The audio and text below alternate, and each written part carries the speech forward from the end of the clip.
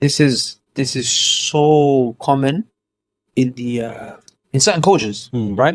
Now, for example, as Pakistanis, a big issue we have, they would ask for like a hefty mahar and gold, but they want to spend so much money in the wedding. We're gonna fund your own wedding. Everyone's got their ailments. Other communities and cultures, they have their other issues, bro. Now, for example, some will tell you, hey, listen, you got to pay everyone in the tribe.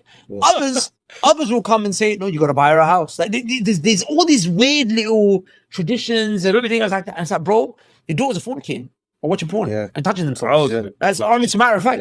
We used to have, and the reason why I can say it to you, we used to have something called a Nasiya session at gmail.com. It was an email. I would get emails from brothers and sisters, and they would open up anonymously about real life situations that they just couldn't go to anyone else for. They didn't feel like they could go anywhere.